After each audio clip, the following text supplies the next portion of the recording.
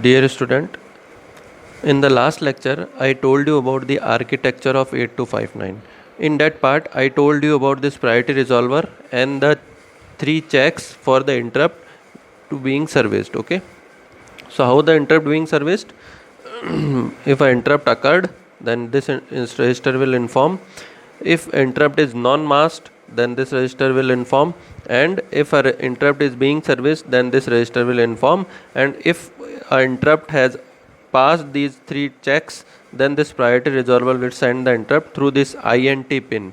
Okay, and this INT pin connected to the INTR pin of 8085. Okay.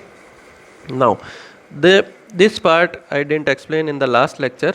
So here this is a data bus through which the microprocessor initialize the 8259 by giving the commands. Okay, and through this data bus, this 8259 will send the opcode for call as well as the ISR address for the corresponding interrupt. Okay, here these are the read and write control signals, okay, through which it will be decided that whether it is IO read or IO write, okay, because this is an IO chip. Okay, these A0 and CS bar, okay, this is the chip select which is active low, and this is the first bit of address bus, 16-bit address bus, first bit. Okay, so these are useful when we do the interfacing of this 8085 with the 8259 with the 8085. Okay, so I will explain these two pins in very detail when we study this interfacing of 8085 with 8259. Okay, now these are the cascade buffers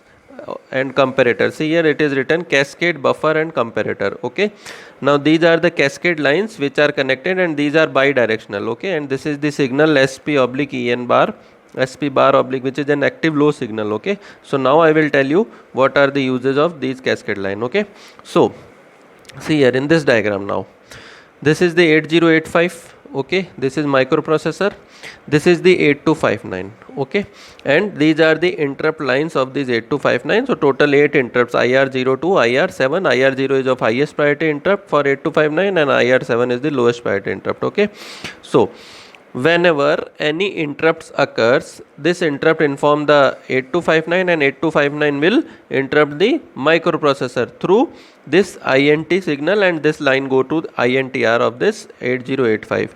Now if processor is ready to service that interrupt, then it will ask for the ISR address, okay, through INTA bar. So in the first INTA bar, this will respond the opcode of the call. The second INTA bar, this will provide the lower byte of ISR address, and third INTA bar, it will provide the higher byte of ISR address, and then that interrupt being serviced, and after service that interrupt, the processor will inform the 8259 through EOI, end of interrupt command, that okay, I have serviced the interrupt. So this is the basic thing of 8259. Now see here, if why we use this 8259 to increase the number of interrupts. Okay, so further we can go for cascading mode. How? At these 8 interrupt lines we can connect further 8259 devices. Okay, like for the example I have shown here that IR0, IR1, IR4, 5, 6 and 7, these are simple interrupts. Okay, but at line IR2 and IR3 I have connected to 8259. Okay, so if I connect 8259 to all these signal, then this will be having one 8259, another 8259, like this, and this 8259 is having 8 input, and 8 into 8 means total 64 interrupts we can provide by connecting one cascading of 8259. Okay, means one 8259 will work as a master 8259 and all these 8 will work as a slave 8259. But I am not shown all the 8 8259. For example, for the sake of understanding, I have taken only 2 8259 over here. Okay, and these 8259 have the same working as this 8259 was having, which we have understood in this architecture lecture. Okay, so now first processor will initialize all the 8259. So processor will not only initialize the master, but it also initialize the slave 8259, because it is very necessary to initialize all the 8259. Okay, so What it will do for initialization, it will send the commands. Okay, what commands it will send, that are different command, there are different commands which I will tell you in some of other e-lecture. But when 8085 initialize the 8259, it will give the ISR addresses. Okay, because when 8259 interrupts the 8085, 8085 will ask the ISR address for that particular interrupt. So 8085 during the initialization, it will provide the ISR address. Okay, suppose for this master 8259, I have divided this into this category. Okay, so suppose for this master 8259, the address has started from 2256. Okay, and the interval is pre-decided whether it want to keep the interval of 4 or want to keep the interval of 8. Okay, suppose you want to keep the interval of 4. So the first address which it is given, it will give only first address and tell the interval. Okay, then the remaining address will automatically filled. Okay, like here it has given 2256, and and this during the initialization, processor told that the interval will be kept of 4. Okay, so 2256, then 225A, then 225E, then 2262. Okay, while doing the gap of 4. Okay, interval of 4, we are keeping the interval of 4. Then 2266, then 226A, then 226E, and at last 2272. So these are the ISR addresses. Suppose interrupt IR1 has occurred. Okay, and then 8259 will interrupt the processor, and processor is ready to service that interrupts of it will send the INTA bar. So INTA bar, it will ask the ISR address for that particular interrupt. So if IR1 has occurred, then processor, this 8259 will send this ISR address to the processor. Okay, how it will be sent? For in the first INTA bar, it will send the opcode for call, because we use the call instruction to call the this IS to call the interrupt. Okay, so this call instruction, then this 225A, we are talking about this address. So first, in the first INTA bar, this call opcode for this call instruction will go. Next INTA bar, this lower address will go, and third INTA bar, this higher address will go. Okay, in this way, this will send the ISR address. Okay, now when I told you that processor will initialize all the 8259 connected. Okay, so when processor has given the ISR address for these devices, this master 8259, then processor will also provide the ISR address for slave 8259. Why? Because suppose we have talked about this IR1 interrupt has occurred. Okay, now suppose I say a device which is connected to this IR0 has sent a interrupt. Okay, so this slave 8259 will interrupt the master 8259, and this master 8259 will interrupt the processor. Now processor will send the INTA signal. Okay, so this INTA bar signal will not only be sent to the master 8259, but it will also be sent to the all the other 8259 which are connected as slave. Okay, so for first INTA bar, this master will release the opcode for the call instruction, because that is common. Okay, and while releasing the opcode for this call instruction, this master will also inform that which of the 8259 interrupt has occurred. Okay, and then when processor will ask for the second INTA, processor will send the second INTA bar signal. This master will not provide the address, because suppose at IR2 this 8259 is connected. Okay, and at this IR0 of this slave 8259, some device has interrupted. Okay, so when processor will ask for the ISR address, this ISR address will not be provided by this master 8259, because it is not possible to have a single ISR address for all these 8 connected devices. Okay, so during the initialization, this processor has also given the ISR addresses for these slave 8259. Okay, so whatever the address given for this IR0 of this slave 8259, that address will go to the processor. Okay, at that time this 8259 will keep quiet and it will allow the slave 8259 to send its ISR address respective to that particular interrupt which has occurred. Okay,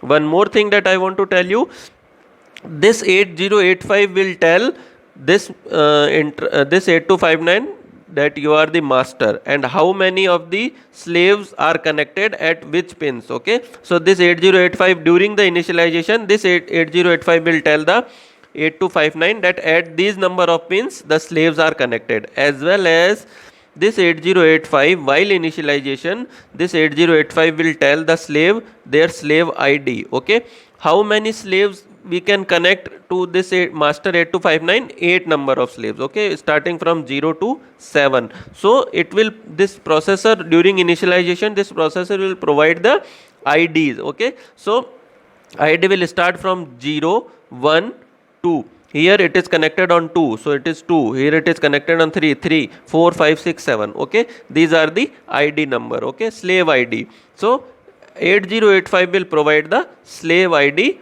to the slave 8259, and it will also inform the master 8259 that at which pin these slaves are connected. Okay, now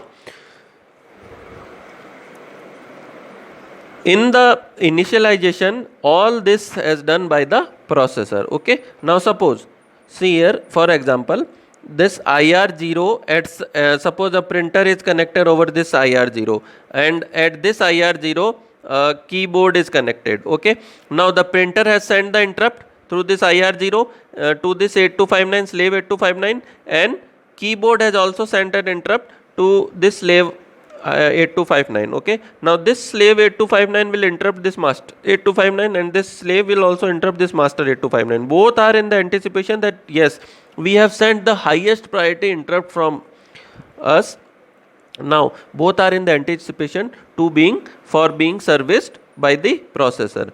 Now this master 8259 exactly knows that based on the priorities whose interrupt will be serviced first. Okay, so this 8259 will know that okay, IR2's interrupt will be serviced first because IR2 is of highest priority than IR3. So it knows that I will send the interrupt of this to the processor and keep this interrupt as a pending interrupt. Okay, now suppose processor is ready to service the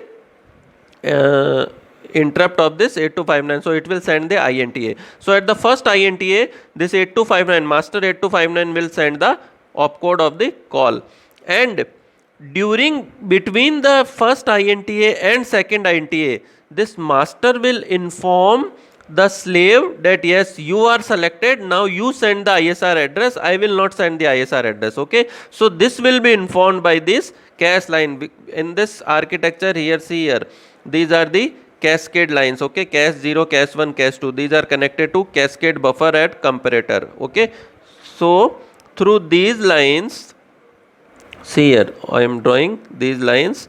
Through these lines, these are connected to,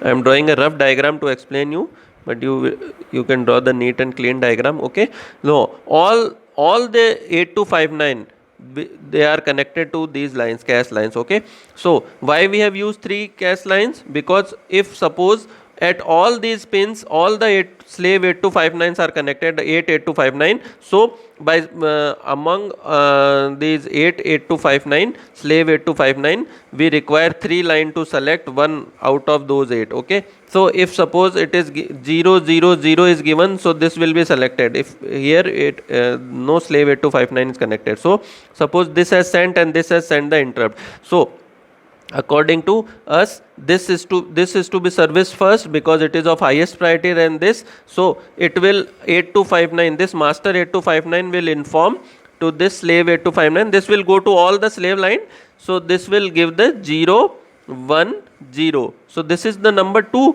so this know that it is the slave ID is 2, so this will compare this 0 1 0 with its slave IDs. That's why this block is also known as comparator, cascade buffer as well as comparator. Okay, so all the slave will compare their slave ID with this number, and the one which is selected which will send the interrupt, or sorry, send the ISR address corresponding to that interrupt which has occurred. Okay, did you get this? Why these cache lines are used? Okay, now see the direction of cache line. Cache lines are bidirectional. Why bidirectional?